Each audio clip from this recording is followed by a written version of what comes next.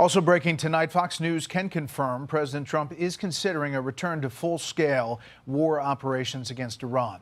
Senior officials say the decision has not yet been made. U.S. forces are currently conducting a 10th consecutive night of airstrikes against Iran. Mojtaba Khamenei, it says Mojtaba Khamenei, quote, is not in Iran. That's according to Al-Hadath, citing an Israeli security source. We're out there fighting that Iran cannot have a nuclear weapon, but we hit them very hard again tonight, and we did that in honor of the probably three as opposed to two great patriots.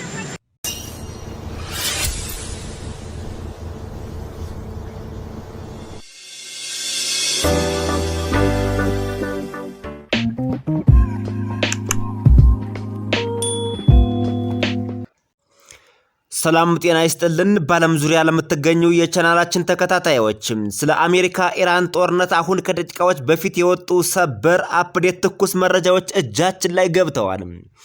የኢራኑ አዲሱ መንፈሳዊ መሪ ሙጃታቢ ካሚኒ ኢራን ውስጥ እንደሌሉ የእስራኤል የስለላ ድርጅት 100% አረጋገጠ።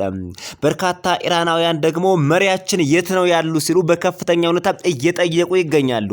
የኢራኑ አዲሱ መንፈሳዊ መሪ የት ነው ያለ? ዝርዝሩን ሰሙታላችሁ።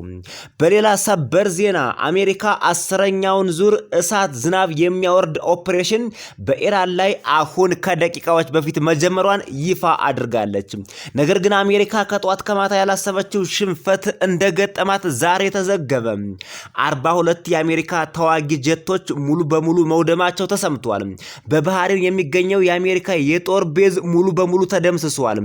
አሜሪካ አውሮፓ ከሚገኘው የኔቶ የጦር ሰፈር በርካታ ተዋጊ ጀቶቿን እያስገባች ትገኛለች ነው የተባለው። የየመኑ ሀውቲ ወደ ሳውዲ አረቢያ የሚደረገውን የመርከብ ጉዞ ሙሉ በሙሉ መዝጋት ጀመረ። ይህ ለኢትዮጵያ ህዝብ ታላቅ ራስ ምታት ሆኗል። ኢትዮጵያ ከሳውዲ የምታገኘው ብቸኛው የነዳጅ መስመር ሊዘጋ ነው። የኢራኑ ፕሬዝዳንት አሁን በሁለት ግንባር እየተዋጋን ነው። አገራችን ወይ ትፈርሳለች ወይ ትገነባለች። የሚገርም የሶስት አካላት ቅንጅት በኢራን ውስጥ እየታየ ነው አሉ። ሶስት አካላቶቹ እነማን ናቸው? ዝርዝሩን ሰሙታላችሁ። ትናንትና ዛሬ በተደረገው እልህ አስጨራሽ ውጊያ ከኢራን ጎን ስንት ወታደር ሞተ? የደረሰው አጠቃላይ የጦር የሎጂስቲክ ኪሳራ በአይነትና በቁጥር በዝርዝር ይቀርብላችኋል። እንዲሁም በአሜሪካ በኩል የደረሰው ጉዳትም በዝርዝርና በጥልቀት ይቀርባል።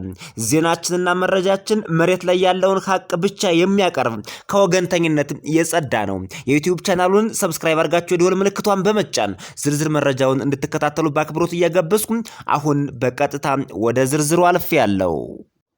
ወደ ቀዳሚው ዜናና መረጃ ስናልፍ አሜሪካ በሰማይ እሳት የሚተፉ ሐሩር የተሸከሙ የጦር አውሮፕላኖችን በመጫን በባህር ግዙፍ የጦር መርከቦችን በማዘጋጀት ሚሳኤሎችን እንዲሁም የአየር መቃወሚያዎችን አጠቃላይ አለኝ የምትላቸውን የጦር መሳሪያዎች በመሸከም በመጫንና በማዘዝ 10ኛውን ዙር አውዳሚ ኦፕሬሽን በኢራን ላይ አሁን ከደቂቃዎች በፊት መጀመሯን አሳወቀች።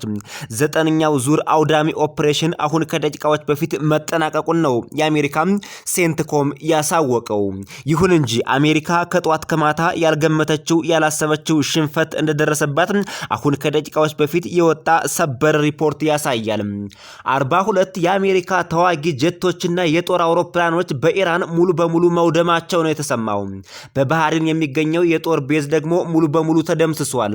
በኪዩት፣ በተባበሩት አረብ ኤሚሬትስ፣ በጆርዳንና በሌሎች አካባቢዎች የሚገኘው የአሜሪካ የጦር ቤዝ በኢራን የድሮንና የሚሳኤል ጥቃት እንዳልነበር ሆኗል። አሜሪካ አሁን በመካከለኛው ምስራቅ እዚህ ግባ የሚባል የሚያኮራ የጦር ቤዝ የላትም ነው የተባለው። አዲስ የወጣው የኮንግረስ የምርምር አገልግሎት ሲአርሲ ሪፖርት እንደሚያመላክተው ከአሜሪካና ከኢራን ጋር በተደረገው ግጭት የአሜሪካ ጦር ከባድ የአየር ላይ የሎጂስቲክ ውድመት ደርሶበታል ተባለ። ይፋዊ መረጃዎችንና የመከላከያ መግለጫዎችን መሰረት በማድረግ በተጠናቀረው ሪፖርት መሰረት ጦርነቱ ከተጀመረ ወዲህ ቢያንስ 42 የአሜሪካ ወታደራዊ አውሮፕላኖች ሙሉ በሙሉ መውደማቸው ነው የተሰማው።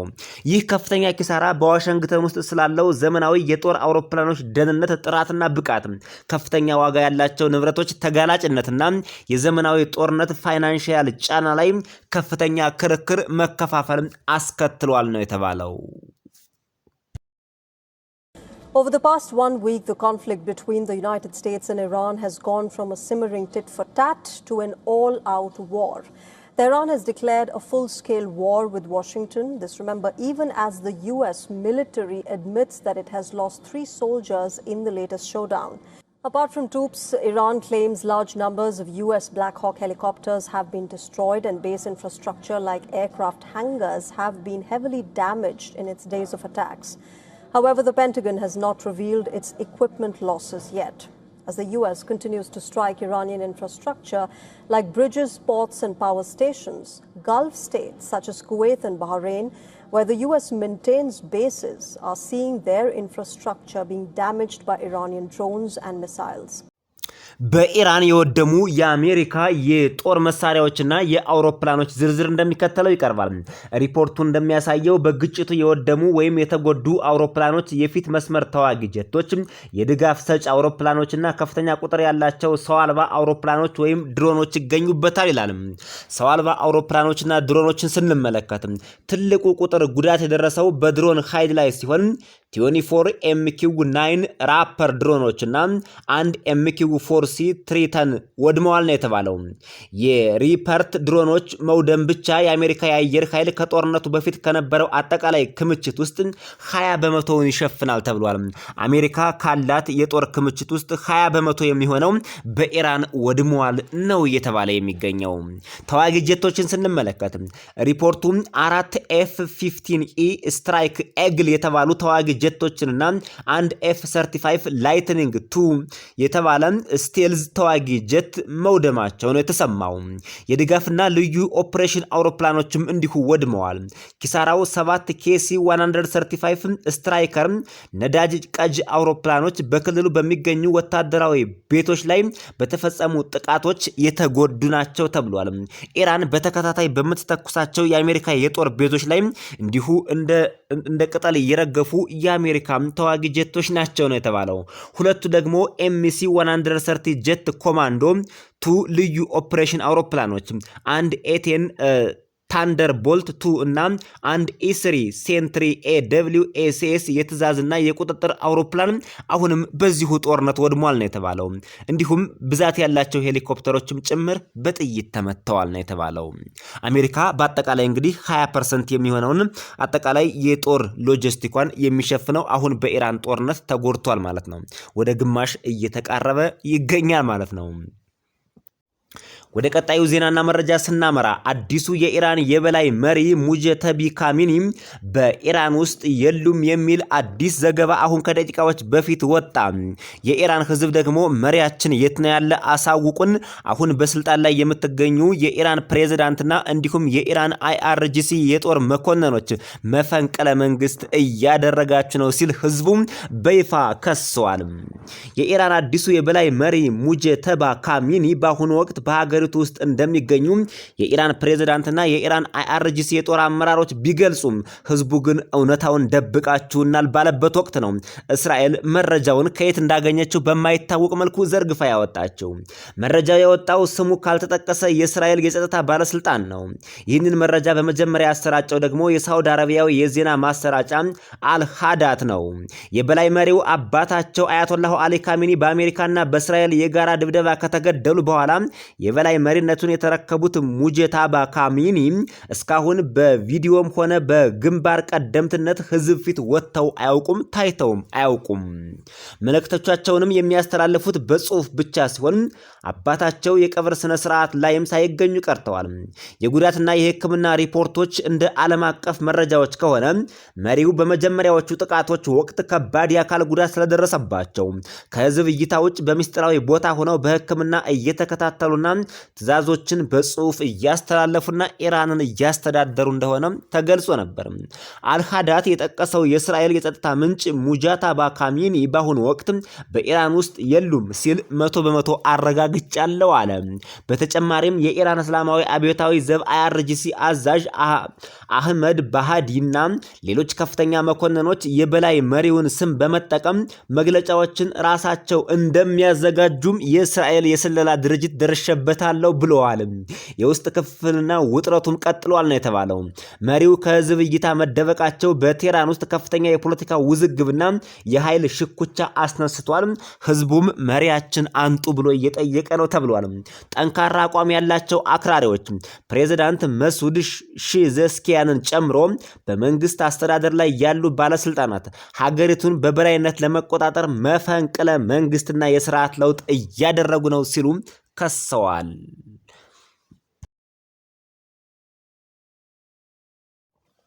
ወደ ቀጣዩ ዜናና መረጃ ስናመራ ትናንትና ዛሬ የተካሄደውን ከባድ ጦርነት ተከትሎ በአሜሪካና በእስራኤል በኩል የደረሰው አጠቃላይ የወታደራዊ ሞት፣ የሲቪሊያን ሞትና የሎጂስቲክ ውድመት በአይነትና በመጠን ጥርት አድርገን ለየትኛውም ወገን ሳናዳላ ልንዘግብላችሁ ነው።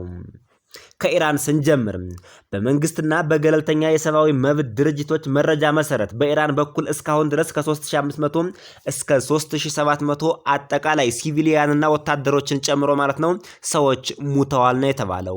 በአሜሪካና በእስራኤል ግምገማ መሰረት ደግሞ ከ6000 በላይ ወታደሮች መገደላቸውንና እስከ 15000 የሚደርሱ የኢራን ወታደሮች መቁሰላቸውን ይፋ አድርገዋል። ወታደራዊና የሎጂስቲክ ውድመቱን ስንመለከተው 190 የሚበልጡ የባላስቲክ ሚሳኤል ማስወንጨፊያ ጣቢያዎች ሙሉ በሙሉ በአሜሪካ የአየር ድብደባ ወድመዋል። 155 የባህር ኃይል መርከቦችና ጀልባዎች በአሜሪካና በእስራኤል ጥምር ጦር የአየር ድብደባ እንደ ከጥቅም ውጭ ሆነው ወድመዋል ነው የተባለው። ከፍተኛ ቁጥር ያላቸው ወታደራዊ ቤቶች፣ የራዳር ጣቢያዎችና የጦር መሳሪያ ማከማቻዎች በአየር ጥቃቶች ተመተዋል ነው የተባለው። ወደ አሜሪካ ስንመለስ ከላይ የጠቀስናቸውን 142 የጦር ጀቶች ውድመትም እንዲሁም ሌሎችንም ጨምሮ በርካታ ወታደራዊና የሎጂስቲክ ውድመት ደርሶባታል። በጦርነቱ እስካሁን 17 የአሜሪካ ወታደሮች የሞቱ ሲሆን ከ580 በላይ የሚሆኑ የአሜሪካ ወታደሮች ደግሞ አሁን ቆስለው ይገኛሉ። 17 የአሜሪካ ወታደር በህይወት የለም ወይም ደግሞ ተሰውተዋል። 580 የሚጠጉ የአሜሪካ ወታደሮች ደግሞ በዚህ ጦርነት ቆስለዋል።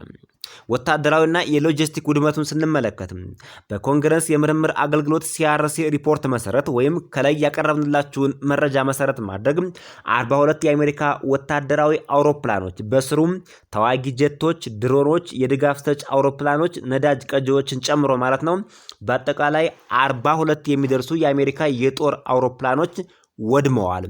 አብዛኛውን ውድመት የሚሸፍነው ደግሞ ድሮኖች ናቸው።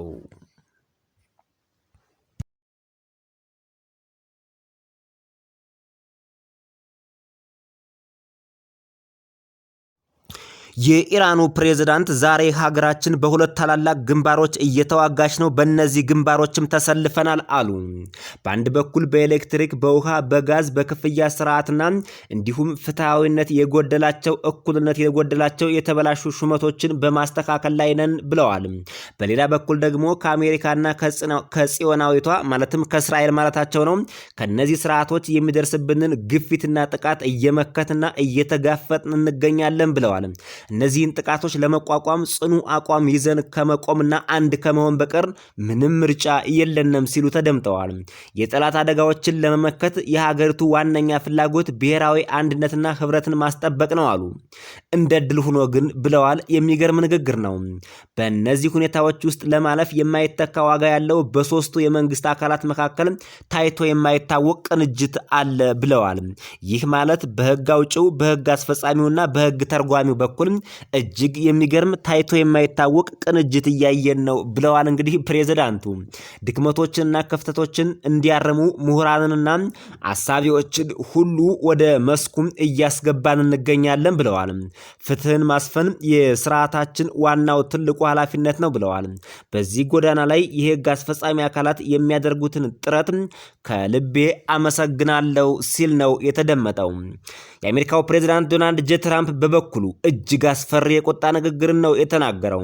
ትራምፕ እንዳሉት ኢራን ላጠፋችው እያንዳንዱ አሜሪካዊ ህይወት ብዙ እጥፍ ዋጋ ትከፍላለች አሉ።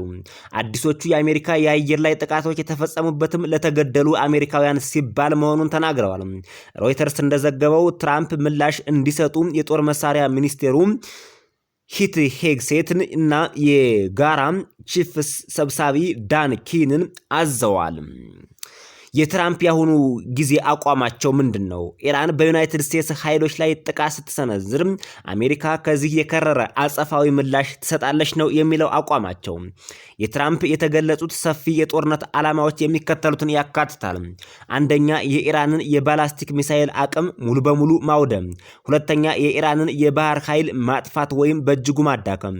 ሶስተኛ፣ የኢራንን የኒውክሌር መሳሪያ እንዳታገኝ ሙሉ በሙሉ ዜሮ ማድረግ። አራተኛ፣ ለኢራን ተባባሪ ታጣቂ ኃይሎች የሚደረገውን ድጋፍ ሙሉ በሙሉ ማቋረጥ። ወደ መጨረሻው ዜናና መረጃ ስናልፍ ለኢትዮጵያውያን ብሎም ለምስራቅ አፍሪካውያን በሙሉ ራስ ምታት የሆነ ሰበር አስደንጋጭ ዜናና መረጃ ደርሶናል። ኢራን የየመኑን ሀውቲ ፕሮክሲ አድርጋ በመዋጋት ወደ ሳውዲ አረቢያ የሚጓዙ መርከቦች ላይ ሙሉ በሙሉ እገዳ ጣለች። ይህ ለምስራቅ አፍሪካና ለኢትዮጵያ ሕዝብ ራስ ምታት ነው። አሁን ኢትዮጵያ በብቸኝነት ነዳጅ የምታገኝበት የሳውዲው ፖርት ሊዘጋ ነው ማለት እኮ ነው። ከኢራን ጋር ወገንተኛ የሆኑት የየመን ሀውቲ አማጽያን በሳውዲ አረቢያ ላይ ወዲያውኑ የሚተገበር የባህር ላይ ማዕቀብ ማወጃቸውን ይፋ አደረጉ። ውሳኔው ዓለም አቀፍ የንግድ መርከቦች ማለፊያ በሆነውና የዓለም የንግድ እንቅስቃሴ 12 በመቶ በሚሸፍነው የባብኤል መንደብ ወሽመጥ ላይ ከፍተኛ ስጋት ደቅኗል ነው የተባለው። የኢትዮጵያና የምስራቅ አፍሪካ አቀማመጥ በቀይ ባህር ላይ የሚፈጠረው ማንኛውም የጸጥታ መደፍረስና የንግድ መስተጓጎል በቀጥታም ይሁን በተዘዋዋሪ በምስራቅ አፍሪካ ኢኮኖሚ ላይ ቀጥተኛ ተጽዕኖ ይኖረዋል ተብሏል። የየመን ሀውቲዎች የሳውዲ አረቢያን የባህር ላይ የንግድና የኤነርጂ መውጫዎች ለመዝጋት ያደረጉት ይህ አዲስ እርምጃ ቀደም ሲል በአሜሪካና በኢራን መካከል ተባብሶ ከነበረው ውጥረት ጋር ተያይዞ አዲስና አደገኛ ጂኦፖለቲካዊ ግንባር የፈጠረ ነው ተብሏል። የሀውቲዎች ወታደራዊ ተናጋሪ ይፋ እንዳደረገው ይህ ማዕቀብ የተጣለው በአይን ፈንታ አይን በሚል መርህ ሲሆን ሳውዲ አረቢያ በየመን ላይ ላደረሰችው ጥቃትና በሰንዓ አውሮፕላን ማረፊያ ላይ ለፈጸመችው ድርጊት አጸፋዊ ምላሽ እንዲሆናት ነው ተብሏል። በቀይ ባህርና በዓለም አቀፍ ንግድ ላይ የሚያሳድረው ተጽዕኖ እንዲህ ነው። ባብኤል መንደብ ወሽመጥ የቀይ ባህር መግቢያ በር በመሆኑ ከአውሮፓና እስያ ጋር የሚያገናኘውን ዓለም አቀፉን የንግድ መስመር በከፍተኛ ሁኔታ ይጎዳዋል ተብሏል። የኤነርጂ አቅርቦት ሳውዲ አረቢያ ከምታወጣው ጥሬ ዕቃ ውስጥ በሚሊዮኖች የሚቆጠሩ በርሜል ዘይት በቀይ ባህር ወደቦች በኩል ይጓጓዛሉ። ማዕቀቡ መተግበሩ የዓለምን የኤነርጂ የገበያ ዋጋ ሊዘጋው ይችላል ነው የተባለው። የመርከቦች ጉዞ መስተጓጎል ቀደም ሲል በጋዛ ጦርነት ወቅት ሀውቲዎች በፈጸሟቸው ጥቃቶች የተነሳ በርካታ መርከቦች በደቡብ አፍሪካ በኬፕ ኦፍ ጉድ ሆፕ ዙሪያው እንዲጓዙ ተደርጎ ነበር። በኢትዮጵያ ላይ ሊኖረው የሚችለው ተጽዕኖ በግልጽ ተጽፏል።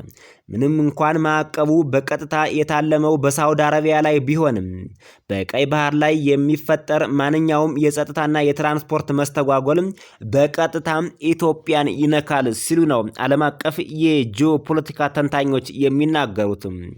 የስትሬት ኦፍ ሄርሙዝ ቢዘጋም እንኳን ኢትዮጵያ ከሳውዲ አረቢያ በቀጥታ ነዳጅ ማግኘት ትችል ነበር። ነገር ግን በአሁኑ ወቅት አብዛኛዎቹ የሳውዲ አረቢያንም ወደብ ጨምሮ ሙሉ በሙሉ ሊዘጉ ነው ማለት ነው።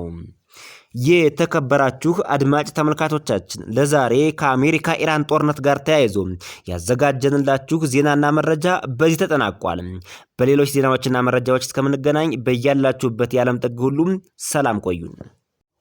ወደ መጨረሻው ዜናና መረጃ ስናልፍ ለኢትዮጵያውያን ብሎም ለምስራቅ አፍሪካውያን በሙሉ ራስ ምታት የሆነ ሰበር አስደንጋጭ ዜናና መረጃ ደርሶናል። ኢራን የየመኑን ሀውቲ ፕሮክሲ አድርጋ በመዋጋት ወደ ሳውዲ አረቢያ የሚጓዙ መርከቦች ላይ ሙሉ በሙሉ እገዳ ጣለች። ይህ ለምስራቅ አፍሪካና ለኢትዮጵያ ሕዝብ ራስ ምታት ነው። አሁን ኢትዮጵያ በብቸኝነት ነዳጅ የምታገኝበት የሳውዲው ፖርት ሊዘጋ ነው ማለት እኮ ነው። ከኢራን ጋር ወገንተኛ የሆኑት የየመን ሀውቲ አማጽያን በሳውዲ አረቢያ ላይ ወዲያውኑ የሚተገበር የባህር ላይ ማዕቀብ ማወጃቸውን ይፋ አደረጉ። ውሳኔው ዓለም አቀፍ የንግድ መርከቦች ማለፊያ በሆነውና የዓለም የንግድ እንቅስቃሴ 12 በመቶ በሚሸፍነው የባብኤል መንደብ ወሽመጥ ላይ ከፍተኛ ስጋት ደቅኗል ነው የተባለው። የኢትዮጵያና የምስራቅ አፍሪካ አቀማመጥ በቀይ ባህር ላይ የሚፈጠረው ማንኛውም የጸጥታ መደፍረስና የንግድ መስተጓጎል በቀጥታም ይሁን በተዘዋዋሪ በምስራቅ አፍሪካ ኢኮኖሚ ላይ ቀጥተኛ ተጽዕኖ ይኖረዋል ተብሏል።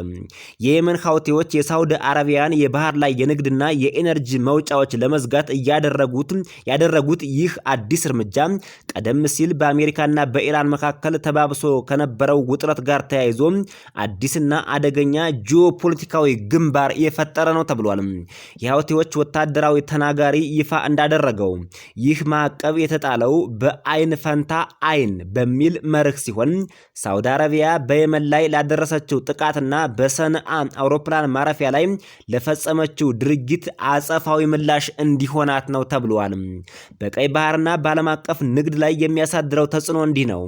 ባብኤል መንደብ ወሽመጥ የቀይ ባህር መግቢያ በር በመሆኑ ከአውሮፓና እስያ ጋር የሚያገናኘውን ዓለም አቀፉን የንግድ መስመር በከፍተኛ ሁኔታ ይጎዳዋል ተብሏል።